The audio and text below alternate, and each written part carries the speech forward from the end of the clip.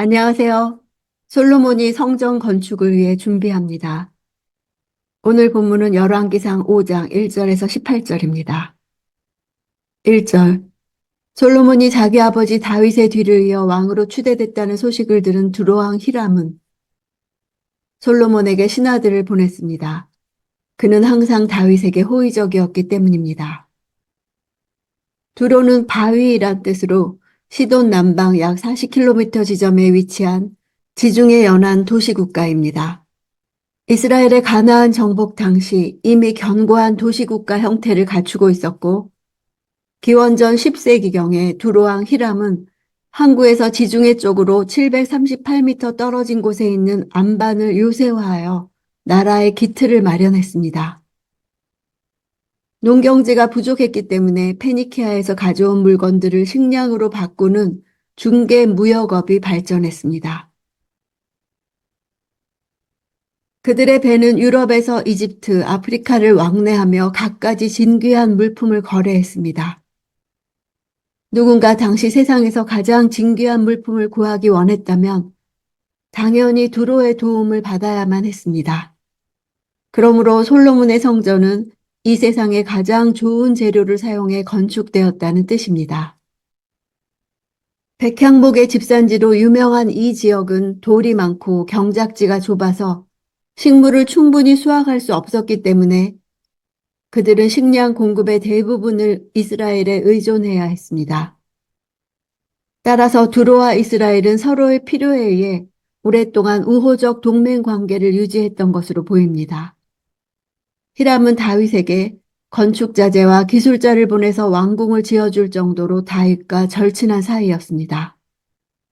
과거 히람 왕은 다윗의 요구에 따라 무수한 백향목을 이스라엘에 수운했었는데 그는 그것이 다윗 개인을 위한 것이 아니라 성전 건축을 위한 준비였음을 알았었습니다.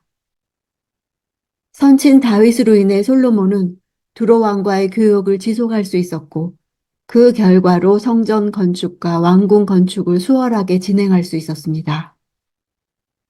다윗은 비록 실질적인 성전 건축에는 참여하지 못했지만 하나님께서는 다윗으로 하여금 성전 건축에 필요한 물품들을 준비하게 하셨을 뿐 아니라 다윗과 친분 관계에 있던 두로왕 히람을 준비하시고 들어 사용하심으로써 다윗으로 하여금 성전 건축에 간접적으로나마 동참하게 하셨던 것입니다. 3절. 당신도 아시겠지만 내 아버지 다윗께서는 주위에서 끊임없이 일어난 전쟁 때문에 그의 하나님 여호와의 이름을 위해 성전을 짓지 못하고 여호와께서 원수들을 그 발 아래 두시기까지 기다리셨습니다.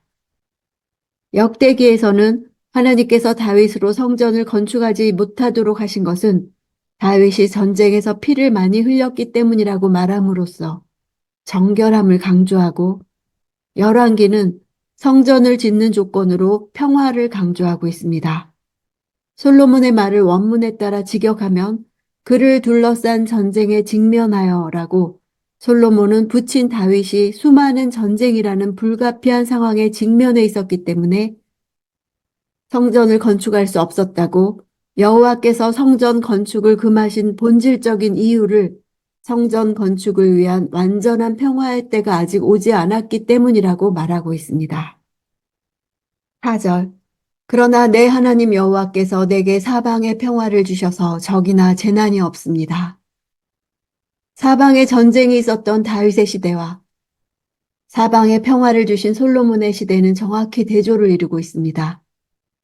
솔로몬은 다윗이 이룩한 군사적 안정의 기반 위에서 더욱 안정되고 확장된 행정체계를 마련했을 뿐만 아니라 백성들을 포함한 왕국 전체가 번영의 절정을 달리고 있었습니다. 사실 이스라엘은 이집트의 종살이에서 출애굽을 거쳐 다윗에 이르기까지 참된 안식과 평화를 한 번도 누리지 못했다고 볼 수 있습니다. 그러나 이제 솔로몬 시대에 와서 이스라엘은 막강한 힘을 가진 강대국으로서 하나님이 주시는 진정한 안식과 평화를 누리게 된 것입니다. 이것은 하나님께서 너를 모든 대적에게서 벗어나 평안케 하리라 란 다윗과의 언약을 이루신 것을 의미하기도 합니다.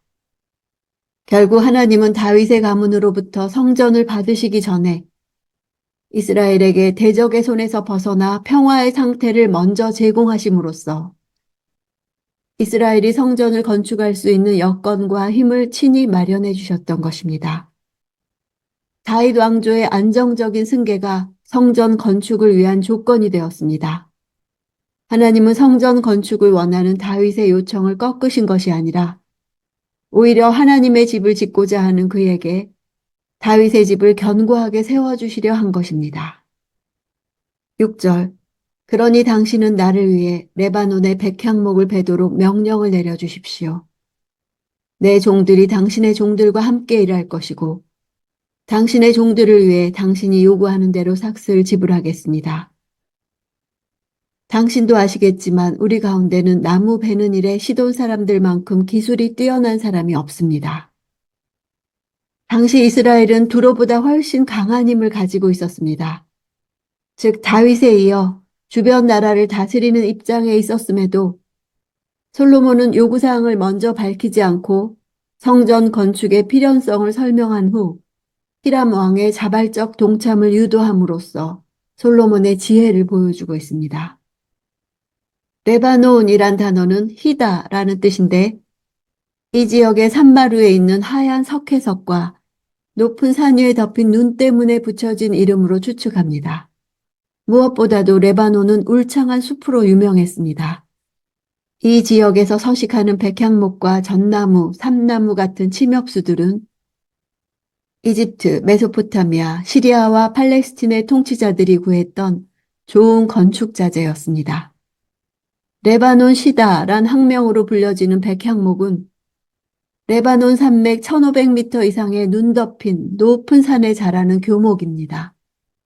높이가 40m, 줄기의 지름이 3m에 이르는 곧고 아름답고 진한 향기로 인해 병충해가 적고 추운 지방에서 자라 내구성이 강하며 아름답게 광을 낼 수가 있었기 때문에 목재 중에서도 아주 값진 목재로 평가되었습니다.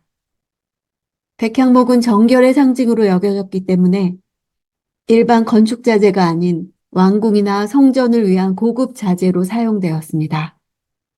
시돈 사람들은 시돈 지역에만 거주하는 사람들을 가리키는 것이 아니라 두로를 포함한 페니키아 사람들을 총칭합니다.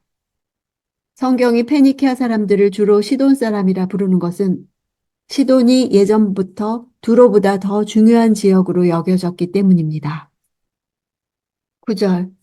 내 종들이 그것들을 레바논에서 바다로 나르면 내가 바다의 뗏목으로 띄워 당신이 정하는 곳으로 보내 그곳에 나무들을 풀어놓게 할 테니 당신이 가져가시면 됩니다.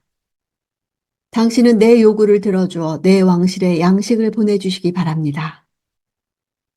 사실상 뗏목을 만드는 일은 그의 종들이 할 것임에도 불구하고 1인칭 대명사를 사용한 것은 성전 건축에 사용될 자재 운반에 자신이 적극 협조할 것을 드러낸 것입니다.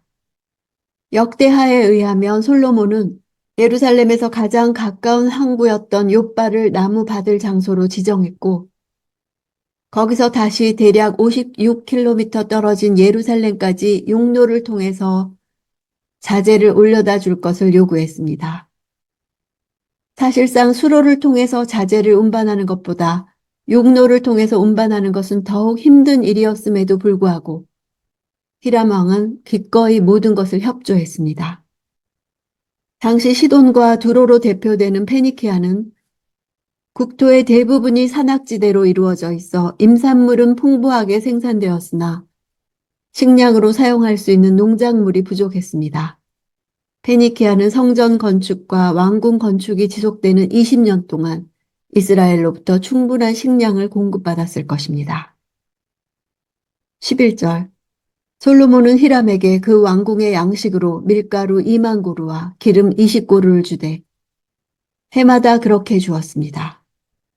9절에서 히람이 요구한 양식이란 단어는 단순히 곡물이었으나 솔로몬이 제공한 양식이란 단어는 곡물뿐 아니라 과일과 육류와 심지어는 일반적인 생필품까지 포함하는 단어입니다. 페니키아는 이스라엘의 이스라엘 평화와 같은 곡창지대를 갖고 있지 못했습니다. 밀 2만 고루는 약 800만 리터이고 기름 20고루는 8천 리터 정도 되는 막대한 양입니다. 솔로몬 왕궁에서 하루에 소비된 밀이 대략 90고루인 것을 감안할 때 해마다 보내진 밀 2만 고루는 얼마나 많은 양에 해당되는지 가늠할 수 있습니다.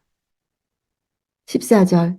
그는 한 달에 1만 명씩 번갈아가며 레바논으로 보내 그들이 한 달은 레바논에서 지내고 두 달은 집에서 지내도록 했습니다.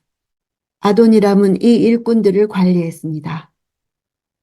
강제 노역은 이집트나 메소포타미아와 가나안의 도시 국가들에서 이미 있었던 제도였습니다. 솔로몬은 건축하기 위한 충분한 노동력을 확보하기 위해 이 같은 부역 제도를 도입했습니다. 일꾼으로 동원되면 자신의 농사를 지을 수 없기에 백성들의 삶이 어려워집니다. 그러므로 3만 명을 한 번에 모두 투입하지 않고 두 달 동안은 가정 경제를 돌보도록 해서 백성들의 생계의 어려움을 감소시키려고 했습니다. 그러나 강제적인 의무제였기에 부역을 관장하던 아도니람은 이스라엘 백성들 가운데 크게 원성을 얻었습니다. 그러나 솔로몬은 이스라엘 백성들을 노예로 부리지는 않았고 이방인들만 노예의 신분으로 부역을 담당케 했습니다. 솔로몬은 지금 자신이 누리는 번영과 평화는 그 자체가 목적이 아니라 성전 건축을 위한 하나님의 준비요 배려임을 인정합니다. 자신의 탁월한 통치력의 결과가 아니라 다윗 왕을 통해 하나님께서 선물로 주신 것이요 더 큰 목적인 여호와의 이름을 위한 성전 건축을 위해 주신 것임을 알았던 것입니다. 전쟁을 치르는 시즌이 있는가 하면 평화와 번영 중에 내면의 성전을 건축하는 시즌이 있습니다. 솔로몬이 적도 재난도 없다고 할 때 적이란 단어는 원어로 사탄입니다. 사탄이 그 나라에 어떤 해도 끼칠 수 없는 때가 온 것입니다. 그 후에 주어지는 평화는 무엇을 위해 내게 허락하시는 것 같습니까? 무엇을 위해 번영을 구하고 있습니까?